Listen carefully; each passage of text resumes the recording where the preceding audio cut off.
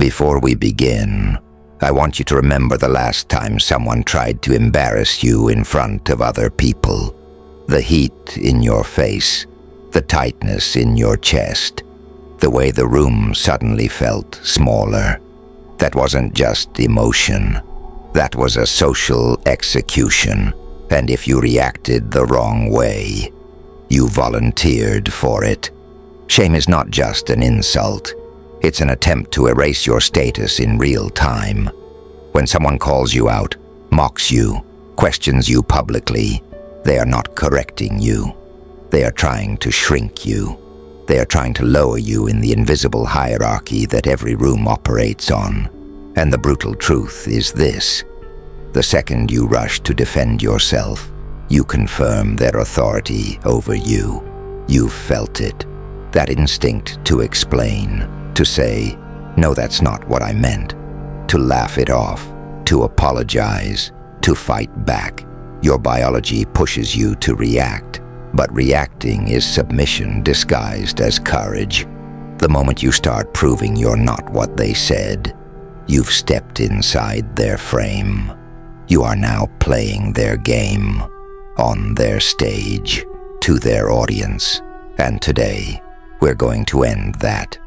If you're tired of being caught off guard, if you're done replaying conversations in your head at night, if you want to walk into any room knowing no one can socially corner you, then stay with me. And if you value content that actually teaches power instead of fake positivity, subscribe now and join us. Because what we talk about here is not mainstream. It's strategic. Here's the shift that changes everything. The opposite of shame is not pride. It's indifference. Not loud confidence. Not ego. Indifference. But real indifference requires killing the part of you that craves approval. And that's uncomfortable. Most men never do it. They want to be respected, liked, validated. That need is the leash. And anyone who understands psychology can pull it. In the next few minutes, we're going to dissect what actually happens when someone shames you. We'll break down the biological trap, then the psychological reversal, then the silent weapons that flip dominance without raising your voice. This isn't about being rude. It's about never being socially cornered again. First, you need to understand what's happening inside your body. When someone says, "Why would you wear that?" or "Everyone knows you messed that up," your brain doesn't treat it like words. It treats it like exile. Thousands of years ago, being shamed by the tribe meant being cast out, and being cast out meant death. So your nervous system lights up, your amygdala fires, fight or flight activates.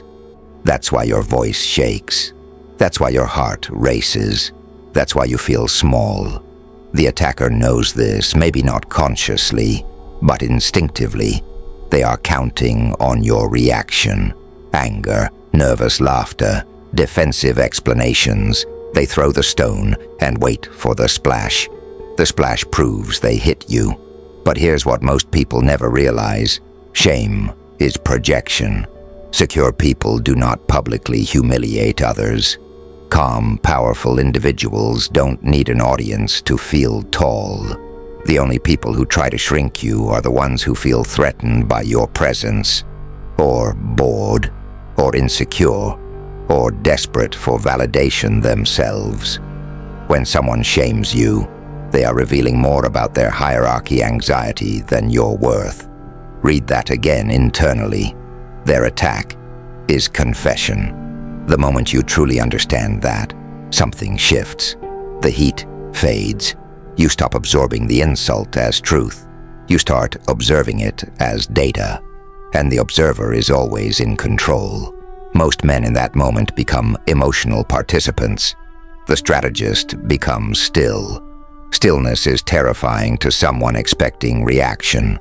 And that brings us to the first weapon most people are too weak to use: the pause. The average person cannot tolerate silence. especially after tension.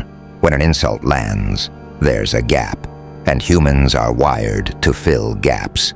We rush to speak, to smooth it over, to defend. But that gap, that vacuum, that's power. When someone tries to embarrass you and you do absolutely nothing, no blink, no smile, no frown, just still eye contact. You shift the gravitational pull of the room. You don't look angry. Anger means they touched you. You don't look hurt. Hurt means they pierced you. You look neutral, calm, almost bored, and you count silently in your head. 1, 2, 3. Those 3 seconds feel like eternity to them, because now the audience isn't watching you. They're watching the person who just created the tension, and without your reaction to feed on, they feel exposed. Silence forces people to confront what they just said, and most insults sound uglier when they hang in the air without laughter. This is where weak men panic. You won't. You will let the silence stretch just long enough to make them uncomfortable. Not you, them. And in that moment, something subtle but powerful happens. The frame begins to crack. Most people think dominance is loud. It isn't. Dominance is control over reaction. And once you master that, shame stops being a weapon used against you. It becomes a spotlight you control. That silence you just held, that wasn't passivity, that was positioning. Because when you refuse to react, you force the other person to sit inside their own behavior. And most people cannot handle that. They expect resistance, they expect emotion, they expect noise. When they get nothing, their brain starts scrambling. Did he hear me? Does he not care? Did that not work? And now the spotlight shifts. The crowd that was waiting for your reaction begins to look back at them. The attacker suddenly feels the pressure they tried to put on you. That's the first inversion of power. But silence alone is not always enough. Eventually, you may choose to speak. And when you do, you must understand one rule: never defend. Defense is subconscious submission. The moment you explain yourself, you accept the accusation as worthy of debate. And powerful men do not debate their existence. Instead, you redirect. This is psychological judo. You do not block the attack. You use its momentum. Imagine someone says, "Wow, you really embarrassed yourself just now." The average response: "No, I didn't. You misunderstood." That's weak. That's emotional. The strategic response is slower, controlled. You tilt your head slightly, neutral expression, and you say calmly, "Are you okay?" Not sarcastic, not aggressive, just curious. Now what happened? We are no longer discussing your so-called embarrassment. We are discussing their emotional state. You subtly framed their insult as instability, as overreaction. You moved the microscope. Another variation. That was an interesting thing to say out loud. You didn't defend. You evaluated, and evaluation signals superiority. Suddenly they feel like the one being analyzed, the one being judged. And humans hate being psychologically examined in public. They may respond quickly, "I'm just joking." That's retreat. When someone says they're joking, what they really mean is, "I didn't expect pushback." You don't chase, you don't press, you let them shrink. Here's another powerful variation: amused agreement. Sometimes the insult has truth in it. Maybe you did make a mistake. Maybe you are blunt.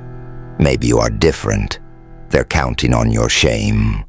So remove it. You're arrogant. Small smile, direct eye contact. "Yeah, I am." Pause. "It works for me." Delivered calmly. That's disarming. When you agree without insecurity, You steal their weapon. There's nothing left to swing. You're always late. Sometimes, light shrug. I prioritize what matters.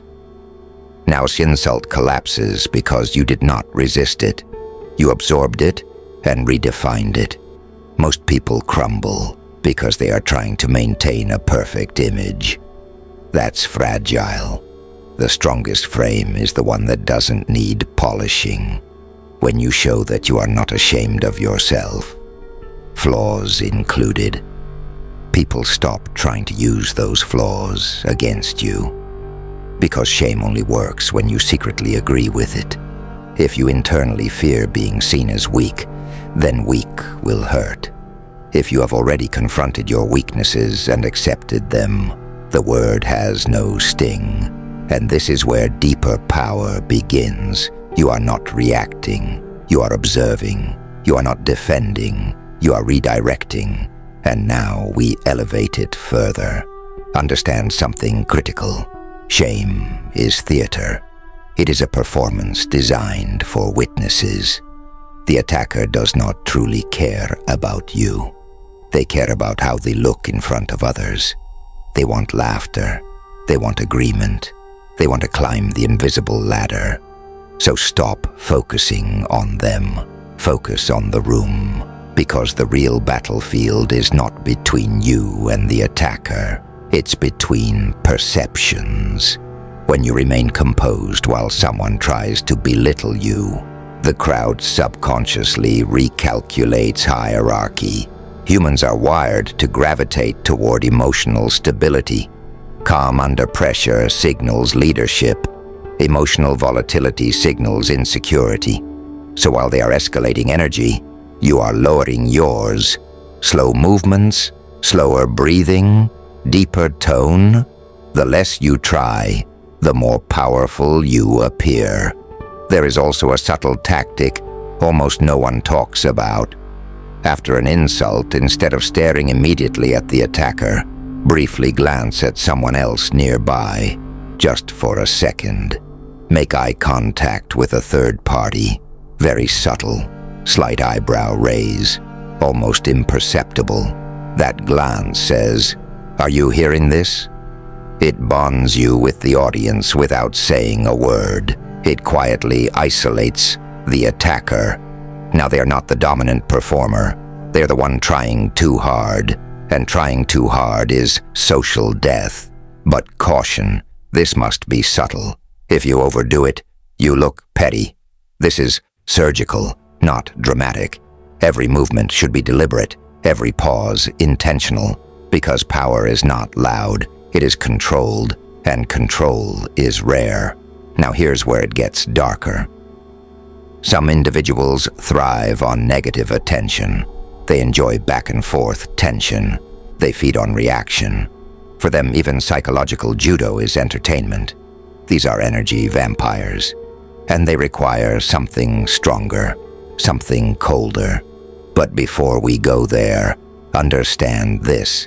None of these techniques work if inside you are still craving approval. Micro-expressions betray insecurity. If you are trembling internally, it will leak. So as we move forward, the real work becomes internal. External tactics without internal solidity are theater. And you are not here to act. You are here to dominate the frame. Now we step into something most people are too emotionally weak to execute. Because sometimes silence isn't enough. Sometimes amused agreement isn't enough. Some individuals don't want dominance. They want chaos. They want reaction. They want energy. Good or bad, it doesn't matter. They feed on it. And if you keep engaging them, even strategically, you're still feeding them. So here's the nuclear option. You remove their existence. Not emotionally, not dramatically, not with visible anger. You delete them. They speak. And you continue what you were doing as if nothing happened. No pause, no shift in breathing, no eye contact, no acknowledgement. You don't look at them. You don't sigh. You don't react. You keep your posture steady and redirect your attention to someone else in the room. If they're in front of you, you look slightly past them, through them, like they're transparent.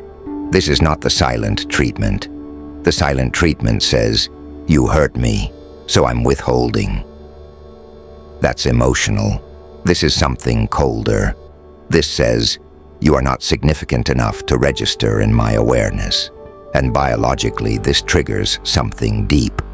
Being attacked acknowledges existence.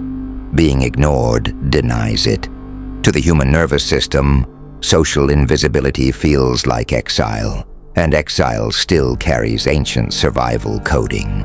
When someone realizes they are not even worthy of your reaction, panic begins quietly inside them. They will escalate. They may get louder, more insulting, more provocative. Good. Let them. The louder they become while you remain unaffected, the more unstable they appear to everyone else. You don't need to win the argument. You let their desperation expose them. And here's the key. You must truly mean it. If you're ignoring them but secretly hoping they notice, it won't work. That's performative indifference. This only works if you internally believe their opinion has zero weight in your reality. And that belief requires something deeper than tactics. It requires self-knowledge. Why does shame hurt in the first place? Because somewhere inside, you are outsourcing your worth. You are allowing someone who does not carry your history, your struggle, your ambition, to audit your value. Why? Why does their judgment get more authority than your own self-assessment? This is where most men fail. They try to learn external strategies without building internal certainty. If you secretly believe you're not enough, every insult will find a crack. So you must confront your shadows. What are you ashamed of? Your finances, your body, your past mistakes, your social awkwardness, your ambition. Bring it into the light internally. Say it to yourself without flinching. Yes, I failed there. Yes, I'm still building. Yes, I'm not perfect. Acceptance kills vulnerability. When you own your imperfections fully, no one can weaponize them, because shame only attaches to what you're hiding. If someone calls a lion small, the lion doesn't debate. It doesn't defend. It doesn't react. It knows what it is. You must reach that level of internal solidity, where insults sound like misunderstandings rather than threats. When that happens, something profound shifts in your posture, in your eyes, in your breathing. You stop walking into rooms hoping to be accepted. You start walking into rooms evaluating whether the room deserves you. That flip alone changes social hierarchy, because people sense it. You are no longer seeking validation. You are assessing value. And when you assess instead of seek, you naturally rise. Now let's say silence and non-existence aren't enough. Let's say the situation requires a response. Not emotional, not explosive, surgical. When you decide to speak, you speak briefly. Length signals defensiveness. Precision signals power. One sentence is enough. If they insult you publicly, you can calmly ask, "Who are you trying to impress right now?" Delivered neutrally. That question does something devastating. It exposes the performance. It breaks the illusion that this is spontaneous honesty. It reframes it as attention-seeking. And once the audience sees performance, the magic dies. Or you can say, "Repeat that." Simple. No emotion. Make them say it again. Insults lose rhythm when repeated. They sound rehearsed, petty, forced. Most people will backtrack. Never mind. Exactly. Or the calmest cut of all. "I know things have been rough for you lately. You don't have to take it out on me." That's not aggression. That's subtle superiority. You've framed their insult as emotional leakage. You've positioned yourself as stable and them as struggling. And if they react strongly, they confirm your frame. These are not comebacks. These are frame controls. And the goal is never to win verbally. The goal is to never lose positioning. But remember something critical. After you execute silence or deletion or a surgical sentence, you move on immediately. You don't linger. You don't scan the room for approval.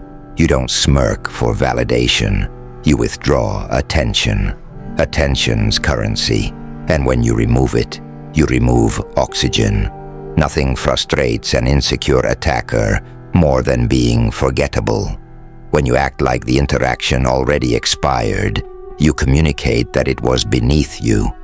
That is dominance, not loud dominance, calm dominance.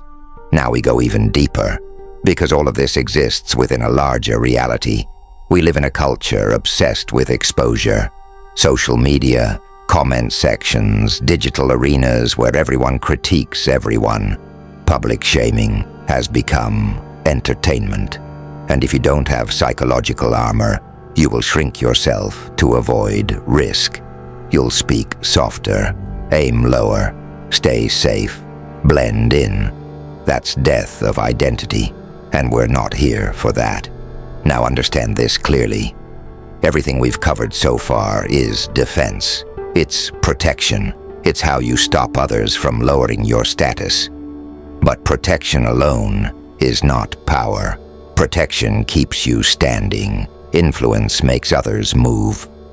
And the reason most men get trapped in cycles of disrespect is because they are playing reactive games in a proactive world. We live in a time where reputation is fragile. One clip, one comment, one public moment can shift perception. Social arenas are sharper than ever. Offices, friend groups, online spaces, they are modern coliseums. And in these arenas, emotional control is currency. If you cannot regulate your reactions, you will be regulated by others. That's the harsh truth. Most people shrink not because they lack ability, but because they fear humiliation. They fear being judged. They fear being laughed at. So they soften their voice. They dilute their opinions. They choose safety over leadership. And safety feels comfortable, but it quietly erodes respect. When you master shame, something changes in your nervous system. You stop fearing exposure. And once you stop fearing exposure, you become dangerous in a different way. You speak more directly. You take bigger risks. You don't apologize for existing. That energy alone separates leaders from followers. But here's where caution matters. When you learn how to dismantle shame, there is temptation. The temptation to become the shamer, to use silence as cruelty, to use psychological inversion to belittle the weak. That is low-level power. That is insecurity disguised as dominance. True strength does not hunt the harmless. These tools are not for attacking innocent people. They are shields and scalpels, not blunt weapons. If someone is genuinely confused, you guide. If someone is insecure but harmless, you ignore. If someone is malicious and strategic, then you respond strategically. Controlled power earns long-term authority. Chaotic power earns short-term fear. And fear without respect eventually collapses. The real transformation here is internal hierarchy. When you no longer seek validation, you unconsciously signal abundance. And abundance attracts. Think about it. Who feels more powerful? The man desperately trying to be liked, or the man calmly evaluating his environment? When you walk into a room wondering, will they accept me? You are below the room. When you walk in thinking, Do I respect these people? You are above it. That shift is silent, but seismic. And here's something most self-help advice never says clearly. People are constantly scanning for emotional anchors. They want to know who is stable, who won't collapse under pressure, who won't panic. When tension enters a room and you remain steady, you become the anchor. Humans follow anchors, not noise. Noise attracts attention. Stability earns loyalty. That's influence. And influence is simply extended dominance over perception. But let's go even deeper. The strongest frame you can hold is this. Nothing said about you in public can define you unless you internally agree. That means your identity must be self-issued, not socially issued. If your confidence depends on applause, you are fragile. If it depends on silence, you are unstable. If it depends on yourself, you are untouchable. And this doesn't mean arrogance. It means clarity. You know your strengths. You know your flaws. You are building regardless. That internal fortress we mentioned earlier, that's the foundation of everything. Without it, these techniques become performance. With it, they become natural. You won't need to remember lines. You won't need to rehearse pauses. Your nervous system will default to calm because it trusts you. And that's when something powerful happens. Disrespect decreases, not because people suddenly became kinder, but because predators sense resistance. Bullies look for reaction. Narcissists look for emotional hooks. Insecure people look for cracks. When they scan you and find none, they redirect elsewhere. Now imagine combining this unshakable internal frame with strategic communication. You're not just immune to shame. You're strategically untouchable. And here's the paradox. When you stop fearing embarrassment, you become more authentic. When you become more authentic, you stand out. When you stand out without fear, you naturally gain influence. People don't follow perfection. They follow certainty. Certainty in motion is leadership. So ask yourself honestly, how much of your life has been adjusted to avoid discomfort? How many times have you swallowed your opinion to avoid tension? How many opportunities did you skip because you feared looking foolish? That's the cage. Shame is the cage. And most people never notice the bars because everyone else is inside with them. But once you understand the mechanics, the silence, the inversion, the deletion, the surgical strike, the cage door opens. And now the only question is whether you walk out. Because once you do, there is no going back to playing small. And we're not finished. Everything so far has been about neutralizing threats. Now we move beyond defense. Because surviving social attacks is powerful. But commanding the room before an attack, even forms, is something else entirely. When you no longer fear shame, your behavior changes in subtle ways. You speak without hesitation. You hold eye contact without overthinking it. You move slower. You pause longer. You stop over-explaining, and people notice. Here's a truth most will never admit. Respect is rarely given to the nicest man in the room. It is given to the most emotionally stable one. The man who doesn't flinch. The man who doesn't chase laughter. The man who doesn't scramble to fix tension. When you remove the fear of humiliation from your system, you stop negotiating your presence, and that creates gravity. Gravity pulls. You don't need to demand authority. You embody it. But let's go deeper. Most men live reactively. They wait to see how they're treated before deciding who they are. If someone praises them, they expand. If someone criticizes them, they shrink. That's unstable identity.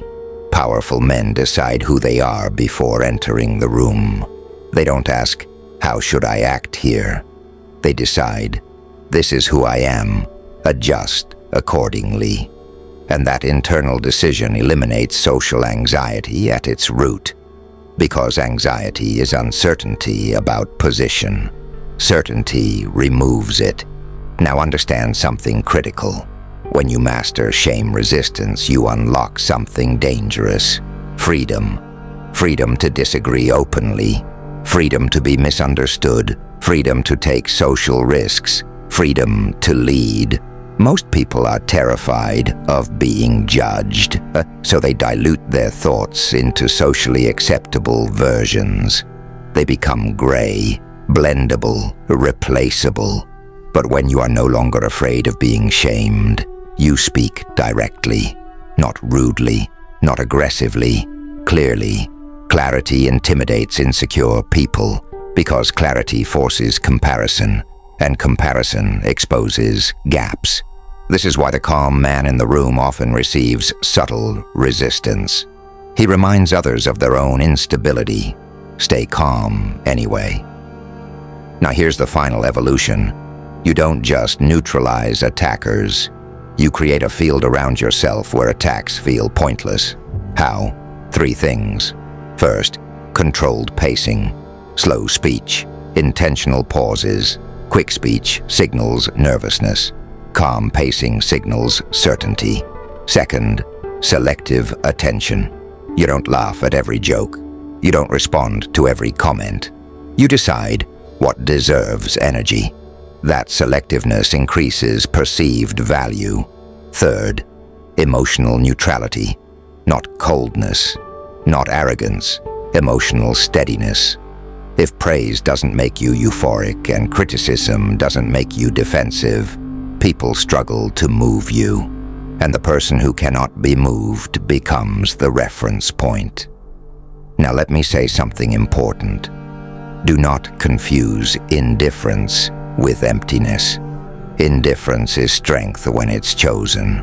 Emptiness is weakness when it's forced. You are not shutting down emotionally. You are choosing where your emotions go. That is control. And control over self is the foundation of influence over others. Eventually, something interesting happens. People begin testing you less, because unconsciously, they've categorized you as high resistance. Status games require friction. When friction doesn't produce reaction, the game becomes unrewarding. And that's how you win long-term, not by dominating loudly, but by being immovable. Now I want you to imagine something. The next time someone tries to belittle you publicly, instead of panic, you feel anticipation. Instead of heat rising in your neck, you feel stillness. Instead of scrambling for words, you let silence do the work. And if needed, you deliver one calm sentence that shifts the entire dynamic.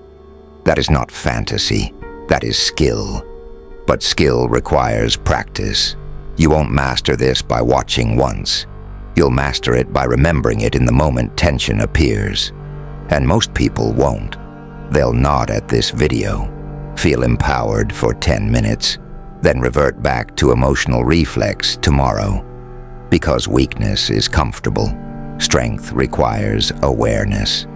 If you made it this far, you are not average. You're listening for the space between the words. And that tells me you're ready for something deeper than surface-level advice. So here's what I want from you. In the comments, tell me honestly, what kind of shaming triggers you the most? Public jokes? Authority figures? Online criticism? I read them, and the next video will go even deeper based on what you struggle with. And if you know a man who constantly over-explains himself, who folds under pressure, who needs to hear this, send him this video. Because information like this spreads strength quietly. We are not building followers here. We are building men who cannot be socially cornered. If you're tired of soft advice that tells you to just be nice, while the world sharpens its edges. Subscribe. Turn on notifications. Stay close, because this was only defense. Next, we step into influence. Not how to stop disrespect, but how to create presence so strong that disrespect feels irrational. Until then, remember this: when someone tries to shame you, they are gambling on your reaction. Remove the reaction. Remove their power. You are not prey. You are the frame. And once you control the frame, the room adjusts. I'll see you in the next one.